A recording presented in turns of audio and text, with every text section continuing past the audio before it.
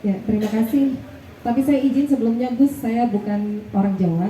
Oh ya, orang mana Bu? Saya asli Minang, Oh, saya tinggal di Bandung, dan saya dari UIN Sunan Gunung Jati Bandung. Oh, Jadi saya orang izin, Minang. asli orang Minang tapi lahir besar Jakarta, sekarang tinggal di Bandung. Oh, Jadi sebelumnya Assalamualaikum warahmatullahi wabarakatuh. waalaikumsalam. Terima kasih untuk Gus Miftah atas kesempatannya. Saya Dia Rahmi. Jadi tadi saya bilang saya dari Bandung. Saya saat ini sedang menyelesaikan program S3 dan saya memiliki penelitian itu tentang personal branding dai di YouTube. Dan salah satu informan saya itu saya salah satu dai yang saya masukkan dalam penelitian saya itu adalah Gus Miftah. Kenapa saya mengambil Gus Miftah? Karena memang saya melihat bahwa Gus Miftah ini memiliki sesuatu yang berbeda, betul nggak ibu-ibu? Nah, dari penampilannya sudah berbeda ya Bu ya. Pokoknya tidak seperti itu. Terus juga dari cara penyampaiannya Bu, senang nggak Bu sama guyonnya Bu? Nah, terus juga saya tadi baca ada dan semalam saya itu nonton konser Gus. Jadi semalam saya nonton konser sampai habis dan saya juga mendengar bahwa ada kalimat Presiden para pendosa itu. Nah, saya ingin menanyakan kepada Gus gitu ya, maksudnya di tengah bagaimana memang sih YouTube itu kan sekarang itu satu hal yang gampang diakses oleh semua orang gitu ya. Ibu-ibu kalau nggak bisa datang ke sini pengen nonton Gus Miftah di mana Bu? Pasti di YouTube ya Bu ya. Jadi karena memang di YouTube itu satu media yang mudah diakses oleh siapapun, kapanpun, dimanapun. Mbak Dian, biar Iya. nggak salah persepsi. Iya. Ini datang ke sini ini kan pengajiannya masih nanti malam. Jadi yang jenengan lihat ini memang saya tuh nerima tamu rutin resmi. Itu Sabtu lagi gini. Jadi ini sebenarnya bukan pengajian. Pertemuan. Ini sowan rutin saya. Kalau ketemu saya nerima tamu rutin tuh hari Sabtu legi, malam Ahad Pahing. Pengajiannya masih nanti malam. Makanya teman saya itu bilang kemarin dari Batam, masuk uang sowan kok sampai seperti itu. Iya, Jadi ini bukan pengajian nih. ini bukan sowan pengajian. ya. Ini sowan saja. Tapi luar biasa ya, saya melihat dari sana sampai sini itu luar biasa dan semuanya dari daerah gitu. Jadi karena memang ini belum semua ya Bu ya. Masya Allah Masya Allah kayaknya gak tertampung ya Bu ya. Itu Bu, kenapa Bu seneng banget Bu sama Gus Miftah Bu? Ustadz idola. Nah itu karena saya melihat sosok yang unik dan menarik dari Gus Miftah, maka saya mengambil salah satu bagian dari penelitian saya gitu. Jadi saya ingin nanya nih Gus, dari apa yang dimiliki oleh Gus secara performan ya, dari penampilan, terus juga dari cara menyampaikan pesan ya, cara menyampaikan dakwah itu beda ya Bu ya. Dari guyonan-guyonan saya juga semalam dengar, walaupun memberikan sambutan juga guyonnya tuh renyah banget ya Bu ya, dan diterima oleh seluruh masyarakat gitu. Nah, apakah ini merupakan bagian dari strategi dakwah yang dilakukan oleh Gus Miftah? Dan saya ingin tanya tentang tadi Presiden para pendosa itu filosofinya bagaimana? Terima kasih Gus. Terima kasih Mbak Dian Rahmi. Dia. Hah? Dia. Siapa? Dia. Oh dia. Pakai HI. Dia bukan N. Jadi yang pertama soal Presiden para pendosa, saya dapat julukan pertama kali itu di Doli. Di Doli. Saya itu punya banyak sekian kenangan dengan lokalisasi Doli di Surabaya. Jadi saya bikin pengajian di sana, tahu-tahu banyak spanduk, poster selamat datang Gus Miftah Presiden para pendosa. Itu bahasa dari jamaah. Nah, kenapa kok Presiden para pendosa? Karena selama ini Gus Miftah itu dianggap identik dengan orang yang marginal, orang yang ahli maksiat, orang yang berada di dunia remang-remang, yang ternyata kemudian mereka mampu dan mau menerima apa yang saya sampaikan di saat orang-orang seperti itu tidak mau menghadiri pengajian. Saya beberapa kali bawa Ustadz Mbak Dia kepada teman-teman seperti itu nggak mau.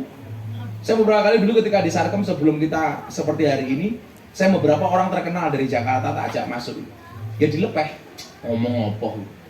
Karena apa? Bahasa yang ditangkap sama kawan-kawan ini menggurui. Sementara apa yang saya lakukan itu apa? ngancani. Jadi kalau bahasa hukumnya itu kan mengadvokasi. Kalau saya menemani mereka, membersamai mereka. Jadi posisinya adalah saya memahami bahwa anak ahli maksiat itu sebenarnya juga pengen dekat dengan Tuhan. Tetapi kan mereka tidak punya ruang, tidak punya fasilitas seperti orang-orang yang dianggap baik seperti beliau-beliau ini. Umpamanya saya begini, ada PSK datang. Yang ada apa? Tatapan tajam dari mata jamaah kepada mereka. Oh, ini lonte. Nah, maka kemudian apa? Mereka saya fasilitasi, saya jemput bola. Bagaimana kemudian mereka juga bisa membayar kerinduannya dengan Tuhan tanpa dicurigai oleh siapapun. Yang saya lakukan apa? Jemput bola, mendatangi mereka.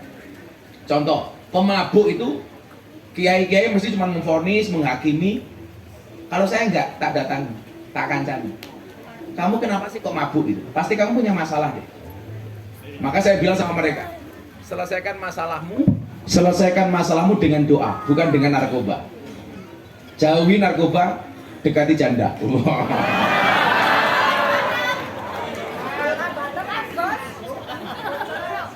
Masuk matamu. Sehingga mereka merasa diuangkan, Mbak, merasa diorangkan. Di saat contoh begini, saya itu pernah, ini sering saya ceritakan di YouTube. Saya pengajian di Bekasi mau pindah ke Cikarang, Mbak, melewati Kalimalang di Jakarta.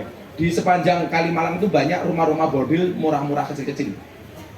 Saya lihat mereka dari kejauhan, saya doakan, ya Allah berikan hidayah kepada mereka. Kaca saya buka sambil berdoa, Allahumma di qaumi fa innahum la ya'lamun. Berikan hidayah kepada kaum kami itu ya Allah. Begitu kaca mobil saya buka, saya berdoa, mereka lihat saya, teriak, Gus, mampir. Mampir apa mboten? Mampir. Mong bedone aku karo awakmu cah itu loh. Aku mampir untuk memberikan pengajian sama mereka, awakmu belanja.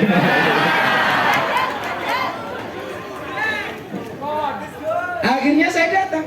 Saya sampaikan beberapa hal, saya tanya, Mbak, yang penghuni di sini berapa? 100 orang, Mbak. Malam ini masuk semua? Iya, 100 orang. Semalam kalian dapat berapa toh? Paling sedikit 200.000, Mbak. Ini, Dok. Malam hari ini kalian tak bayar semua, 200.000 kali 100 orang, 20 juta lah waktu itu, ingat saya. Tapi serahnya satu ya, Dok. Apa, Mbak? Setelah saya bayar, tolong kalian pulang, gak usah bekerja. Untuk malam ini saja, kalian gak usah bekerja. Besok pagi bangun subuhan, tak kasih uang. Janji, Mbak. Tak bayar semua, Bu. Dan alhamdulillah mereka tutup malam itu. Begitu saya kembali ke mobil karena saya mau ke Cikarang, kiai yang jemput saya bilang begini, mubadir Gus. Saya waktu itu mikir, apa mubadir tak bayar orang tangguh apa kayak gitu kan? Yang dimaksud mubadir itu apa itu? Bayar masuk PSK 1 saya bro itu. Dan demi Allah, demi Rasulullah, saya tidak pernah memanggil mereka itu PSK Lundi atau begengge. Di hadapan mereka saya panggil mbak-mbak yang saya cintai. Kan nggak mungkin saya pengajian sama mereka para Lundi rahimakumullah. Saya bilang, Kiai, apa yang Anda maksud mubadir? Malam ini Gus minta bayar, mereka berhenti. Besok mereka juga bekerja lagi. Jawaban saya apa? Pak Kiai nyuwun sewu, dari mana Anda katakan mubadir? Orang berhenti maksiat sedetik saja itu prestasi. Siapa tahu malam itu mereka menyatakan berhenti, istirahat, tahu-tahu mati. Matinya dalam keadaan berhenti melaksanakan kegiatan maksiat mereka. Itu kan keren. Lah, kesabaran saya itu ngurusi mereka itu, sehingga banyak kemudian yang ngasih julukan saya presiden para pendosa karena mewakili aspirasi mereka, bahwa mereka itu tidak mau diremehkan, tidak mau dibully. Saya bilang, kalau Anda tidak bisa seperti saya ngopeni mereka, jangan pernah benci mereka, tapi doakan mereka. Apa? Kebencianmu, caci makimu tidak akan pernah merubah mereka, tapi doa-doamu bisa menjadi wasilah hidayah bagi mereka. Kan tugas kita kan cuma satu tuh, Bu. Allah menciptakan manusia untuk saling mengenal dan menasehati, bukan untuk saling menilai dan menghakimi. Maka Gus Miftah sering bilang apa? Seringkali kita menjadi hakim dan jaksa bagi kesalahan orang lain, tetapi menjadi pengacara bagi kesalahan kita sendiri. Kalau ada orang lain salah divonis, kita salah membela diri. Itu saja. Makanya kenapa mereka nyaman, akhirnya ngasih julukan saya presiden para pendosa. Fakta terbaru, Mbak, LC dari Kalimantan, pemandu karaoke. Saking ngefansnya sama saya, di atas dadanya ditato Gus Miftah. Saya menyesal, kenapa cuma tatonya?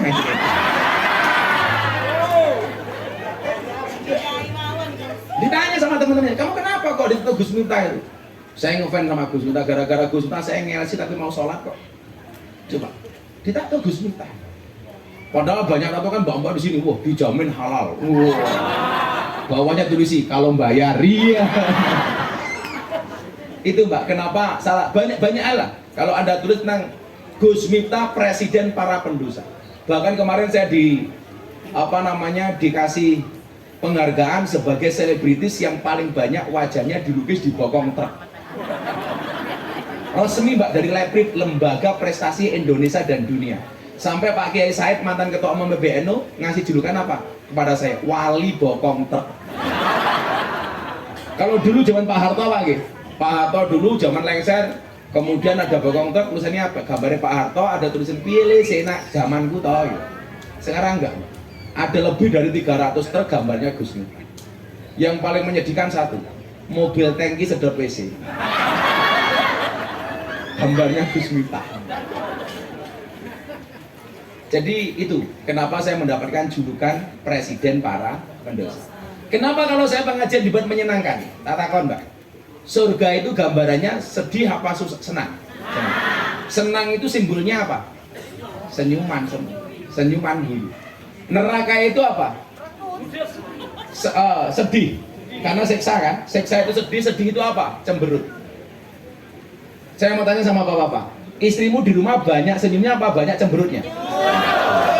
Berarti rumah tanggamu kayak surga apa kayak neraka?